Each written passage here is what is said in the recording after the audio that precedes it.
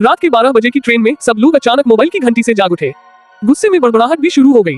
तभी सबको पता चला कि वे सब एक ही ग्रुप में जोड़ दिए गए हैं। उस ग्रुप में लिखे नियम बहुत ही अजीब थे। पहला नियम था, रात 3 बजे से पहले चाहे सोने का नाटक करो, लेकिन कोई आवाज मत निकालना और पूरे शरीर को अच्छे से कंबल में ढक लेना। दूसरा नियम, ट्रेन में मुफ्त खाना पीना मिलेगा, लेकिन सिर्फ नीली यूनिफॉर्म वाले कर्मचारी से लेना। अगर लाल यूनिफॉर्म वाला दिखे तो उससे बिल्कुल बात मत करना। तीसरा नियम, डिब्बे के अंदर धूम्रपान करना मना है। अगर बहुत मजबूरी हो तो ट्रेन रुकने से पहले टॉयलेट में जाकर सिगरेट पी सकते हो। चौथा नियम, ट्रेन के चारों ओर वीरान इलाका है, कोई इंसान नहीं है। अगर खिड़की के बाहर कोई परछाई दिखे तो वह सिर्फ भ्रम है, और अगर वो परछाई लगातार तुम्हें घूर रही हो तो बिल्कुल मत हिलो और सांस रोक लो। इन बेतुके नियमों को सुनकर सबको लगा कि कोई मजाक कर रहा है। आखिर बिना किसी कॉमन दोस्त के कोई इतने लोगों को एक साथ ग्रुप में कैसे जोड़ सकता है। तभी अचानक ट्रेन के स्पीकर से एक अजीब आवाज आई। यह महसूस होते ही कि शायद ये सब सच है, एक लड़का फौरन टॉयलेट की ओर भागा, क्योंकि ग्रुप में लिखा था कि ट्रेन रुकने से पहले ही टॉयलेट का इस्तेमाल कर लेना चाहिए, वरना बाद में लाइन लग सकती है।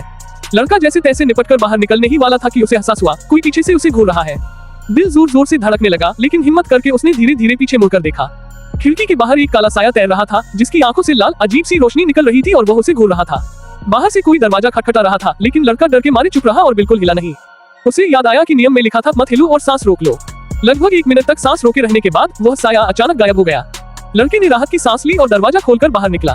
दरवाजे पर वही मोटा आदमी खड़ा था जो उसके सामने वाली सीट पर सो रहा था। वह बड़बड़ाता हुआ टॉयलेट में चला गया। लड़का खुद को संभालने के लिए सिगरेट निकाल ही रहा था कि तभी टॉयलेट से भयानक चीख सुनाई दी। सब लोग दौड़कर आए और दरवाजा खोलने की कोशिश करने लगे, लेकिन चाहे जितनी कोशिश की दरवाजा नहीं खुला। थोड़ी देर बाद अंदर से आवाजें बंद हो गई और दरवाजा धीरे धीरे खुल गया।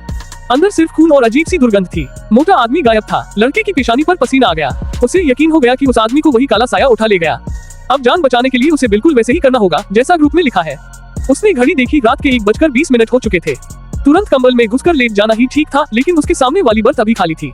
तभी ग्रुप में फिर से एक मैसेज आया। लड़का सोच ही रहा था कि उसके एक पुराने दोस्त ने, जो हॉट सीट वाले डिब्बे में था, मैसेज किया।